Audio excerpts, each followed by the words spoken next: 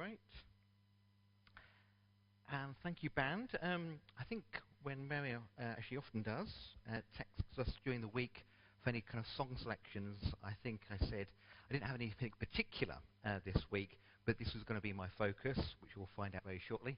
And it's just great to see how the choice of songs just really kind of links in with what I want to say this morning. So God is at work if we didn't need any more convincing this morning, and also at all times, but particularly this evening, this morning rather, he seems to be putting his finger on things in a very special way. Whilst studying at Queen's University in Belfast, a group of friends and myself, in a sense, we pioneered a campus-based ministry called Campus Flood that was being focused on being Christian community in the university there, sharing Jesus and influencing the university for good.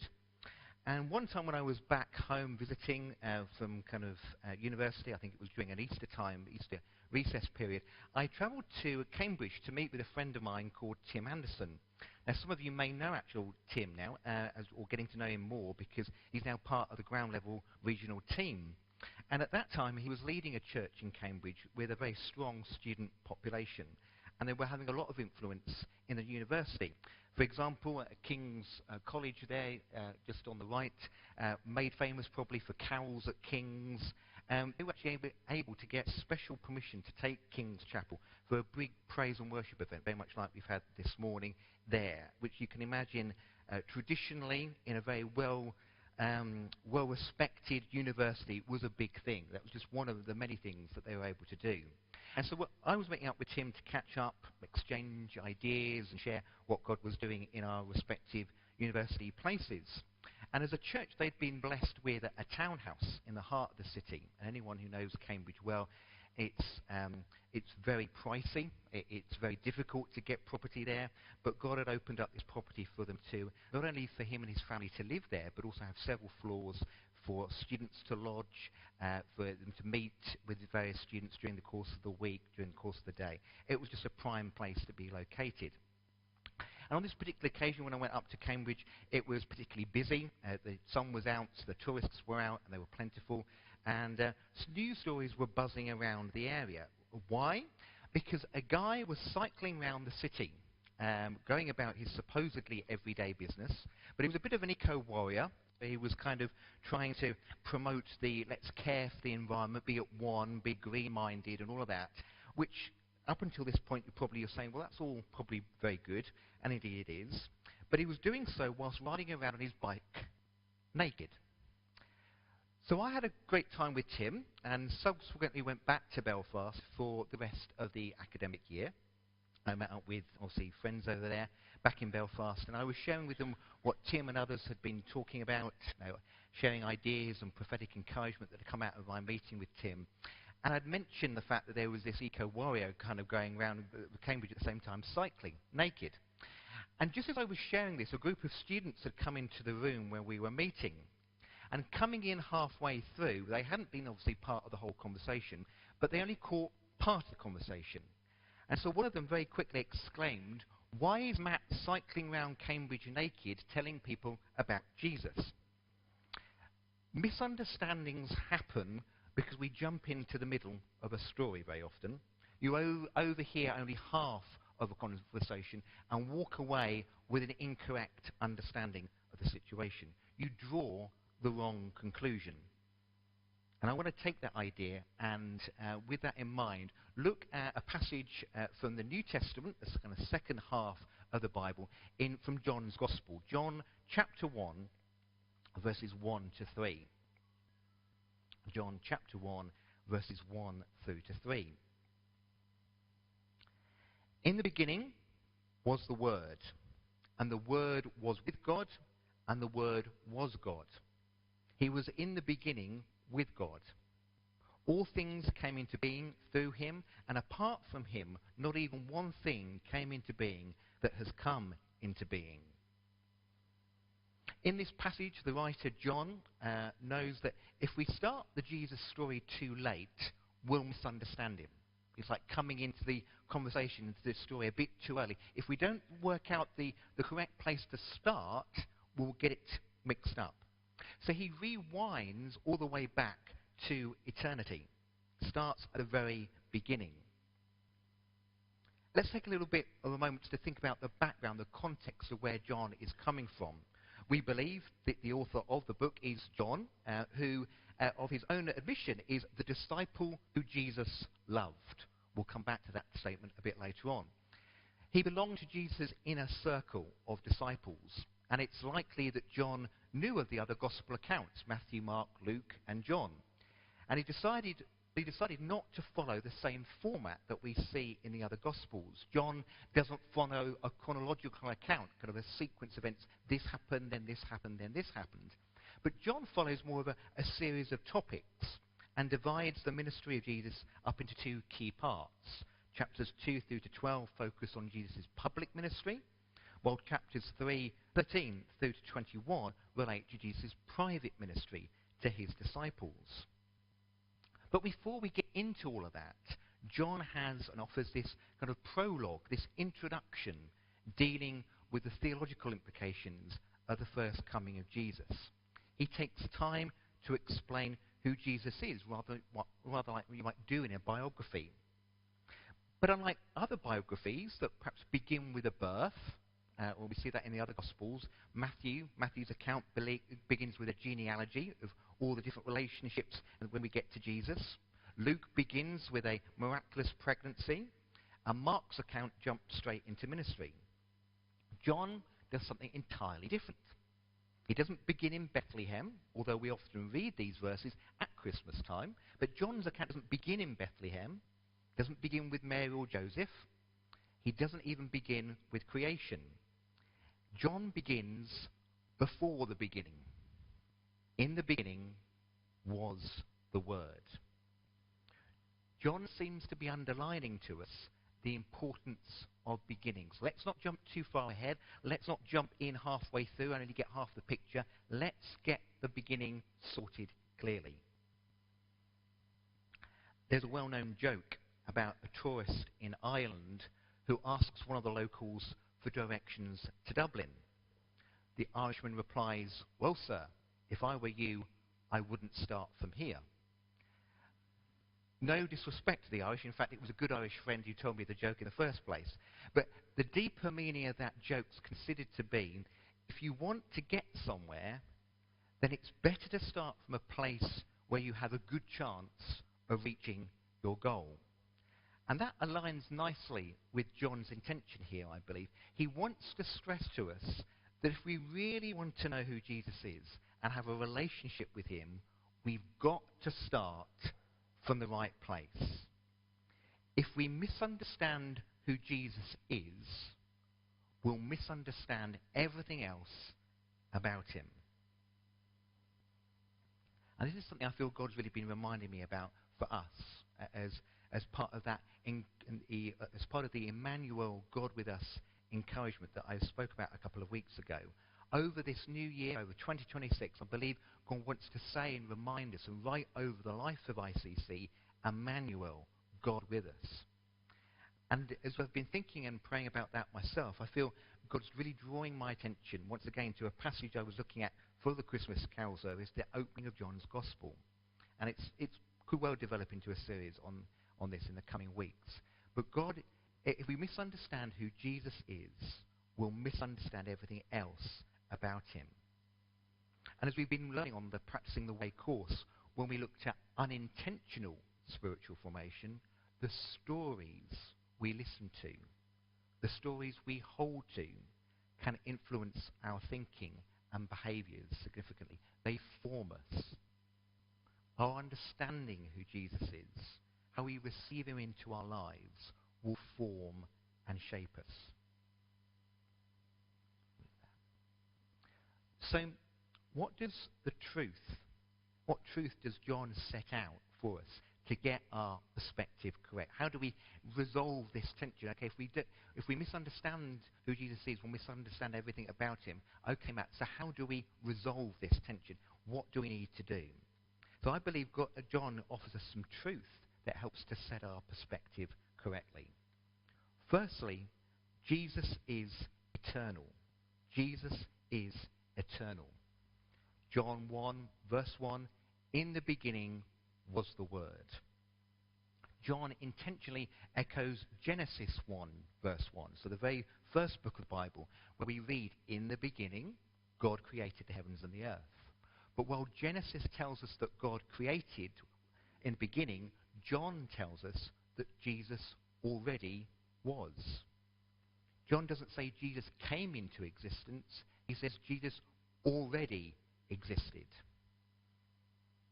Over the years, perhaps times of great pain, we may have asked ourselves, or we may have heard others close to us ask the question, where is God in all of this? Is God really in control? Where was God before all of this happened? John answers those questions before we ever ask them. Before illness, before loss, before fear, before time itself, Jesus was already there. Your pain, our pain, has a starting point. Your confusion has a timeline. But Jesus does not. Jesus is eternal. If Jesus is eternal, he's not a backup plan what we can turn to when life falls apart. He's the foundation, a firm foundation, as we were singing about this morning, that was already holding everything together. Jesus is eternal. Secondly, Jesus is God's ultimate revelation. John 1 verse 1 and kind of second part B, in the beginning was the Word.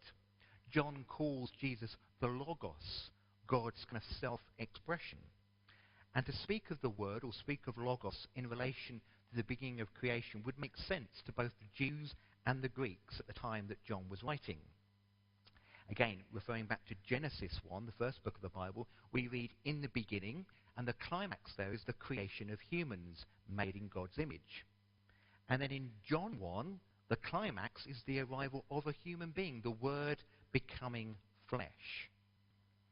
Now, in some schools of thought, in some schools of Greek thought at that time, the universe is the cosmos, kind of an ordered place, what lies behind the universe and the reason for it, the logos, as the Greeks would understand it.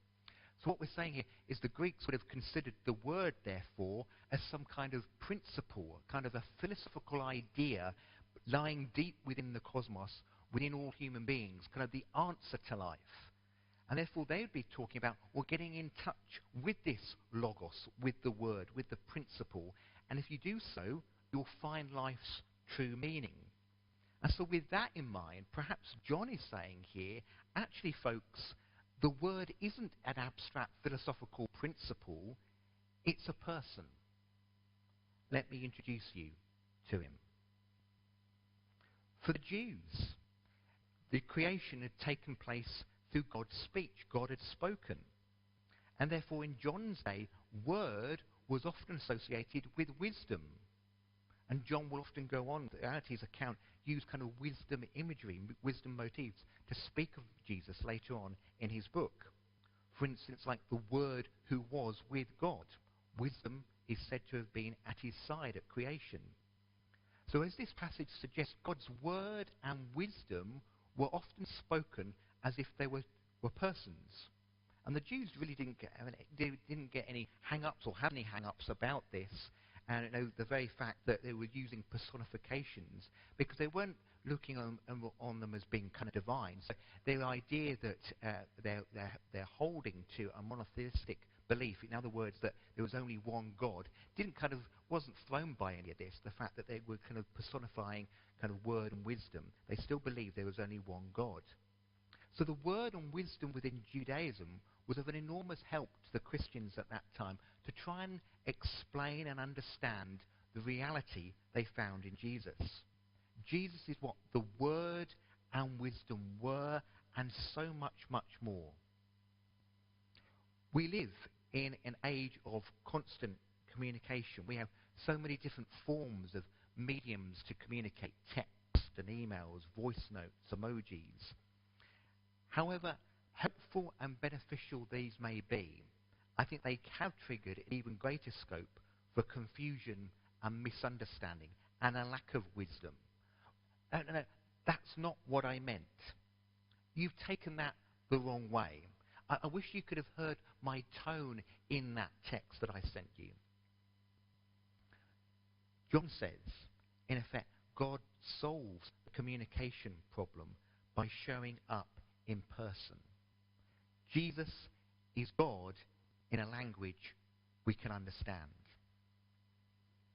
In 1995, the American singer-songwriter Joan Osborne was successful with a hit recording of a song called One of Us. Some lines from that song you can see on screen. What if God were one of us? Just like a slob like one of us. Just like a stranger on the bus trying to make his way home.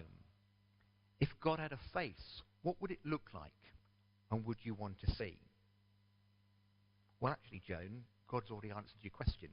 In the form of Jesus. Jesus doesn't speak about God.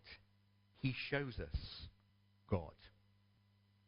If we ignore Jesus, we're not missing part of God's message. We are missing the message. Not missing part of God's message. We are missing the message. Jesus is God's ultimate revelation. Thirdly, Jesus is distinct yet relational. Jesus is distinct yet relational. John 1 verse 1 and the kind of third part of it. And the Word was with God. This phrase describes deep intimacy, a face-to-face relationship. One of the quiet epidemics of our time is loneliness.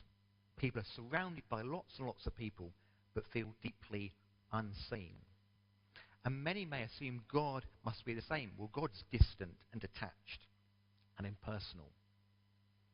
According to the Office for National Statistics, in a report published late last year, 33% of Britons aged 16 to 29 reported as feeling lonely often, always, or some of the time. The highest of all age groups. 17% of over 70s said the same thing. In terms of percentages, when you work that out, approximately we're talking about 2.5 million Britons report as feeling lonely often, always, or some of the time. Into this situation, today, John's writing tells us that relationship exists at the very heart of God himself. God has never been lonely. God has never lacked love. God didn't create us because he needed us. He created because love overflows. If we want to understand who Jesus is, John says, we must begin with the relationship shared between the Father and the Son before the world began. And this revelation is the central revelation of this gospel and the key to understanding all that Jesus says and all that Jesus does. And that first verse is very carefully constructed to refer to the personal distinctiveness, yet the essential oneness of the Word with God. The Word was with God, meaning the Word is distinct from him, and that word with, pros, in the Greek, in context, this is used to kind of indicate a very personal relationship. Which leads us on to my fourth point. Jesus is distinct yet relational, but Jesus, fourthly, is fully divine. Jesus is fully divine. And the Word was God, we read in John 1. There's an identity of being between them. And these two truths seem impossible to reconcile rationally, logically. The Word was with God and the Word was God. Yet most must be held with equal firmness. Both are true, but it's kind of, wow, how do I get my head around that? The Word was with God, but Word was God. And this represents what some Bible scholars call a bright mystery. A bright mystery. But it leaves no room for a reduced Jesus. Our culture loves customization, doesn't it? We can customize our playlists. We customize our home screens on our smartphones. We have customized diets. We can customize our kitchens. So we ask Maria, do you have a customized kitchen, Maria? Customization is very much a part of us. And yet, many of us perhaps try to customize Jesus. I like Jesus the teacher, but not really Jesus the Lord. I like Jesus who loves, but not Jesus who confronts. I like gentle Jesus, but not authoritative Jesus. John refuses to let us do that. You cannot edit God. Jesus doesn't come to be added to your life. He comes to refine it or redefine it. If Jesus is God, then obedience is not optional. Worship is not excessive. And trust is not naive. It's the only reasonable response to Jesus, fully divine. Fifthly, Jesus is creator, not created. Jesus is creator, not created. John 1 verse 3. Through him all things were made. Without him nothing was made that has been made. Jesus is not part of creation. He is its source. Other biblical scholars down through the centuries say he is the agent. He's the source. We live in a culture obsessed with finding meaning, purpose, and identity. People try careers, relationships, achievement, self-expression, yet all still feel rather hollow. In the book of Ecclesiastes, part of the kind of wisdom collection of books in the Bible, it states that God has set eternity in the human heart. It suggests that there's an innate human longing for the divine that nothing created can fill, causing us to feel dissatisfied in any kind of earthly pursuit that we might try and pursue in order to fill it. And some have described it, it was almost like all of us having a God-shaped hole in our lives which only God can fill. We'll try very hard trying to fill it with other things, but only God can fill that God-shaped hole. Born into a Jewish family in Vienna, Viktor Frankl pursued a career in medicine and became a very successful doctor, specializing in neurology and psychiatry.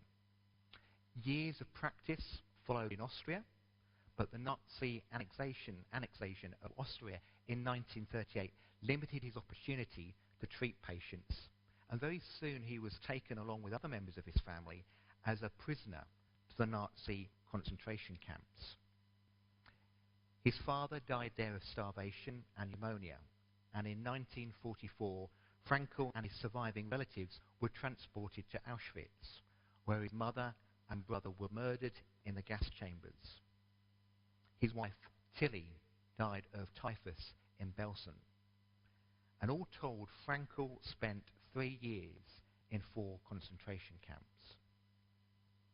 Faced with that pain and horror that only we can barely imagine ourselves today, of the Nazi concentration camps, day in and day out, Frankl began to observe the lives of those around him and considered how his fellow inmates made sense of this horrific situation they now found themselves in. He observed that the deepest human drive is not pleasure, it's not power, it's meaning. Those prisoners who could discern a why they're suffering and a purpose in life to feel positive about were more likely to endure it. And you can read about Frankl's experience and insight in his book, Man's Search for Meaning, the cover's on the screen. It's not an explicitly Christian book, though it comes from a Jewish background, but I think it offers some really important insight to Christian discipleship. For Christians, Frankl's discovery echoes biblical anthropology. Humans are created for purpose, not randomness. You're not an accident. Life finds coherence. In other words, the dots begin to be joined up and things begin to make sense when orientated towards something beyond ourselves. And that aligns with discipleship, which frames life around God's call rather than comfort or success. Matthew's Gospel account we read of in Matthew 16 says this: "Whoever wants to be my disciple must deny themselves and take up their cross and follow me. Whoever wants to save their life will lose it, but whoever loses their life for me will find it." John is saying to us that meaning doesn't come from looking within, going into ourselves. It comes from knowing the one who made you. If Jesus made you, then you are intentional, you're known, you're not disposable. The Creator has not lost track of his creation.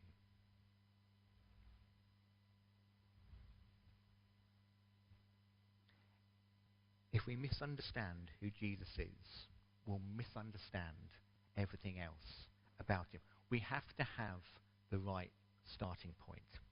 And John starts here because everything else depends on it. We need to start with Jesus. As I said earlier, one of the accolades or honours given to John is actually one that he gives himself. He describes himself as the disciple whom Jesus loved. That phrase appears 5 times, specifically referring to himself.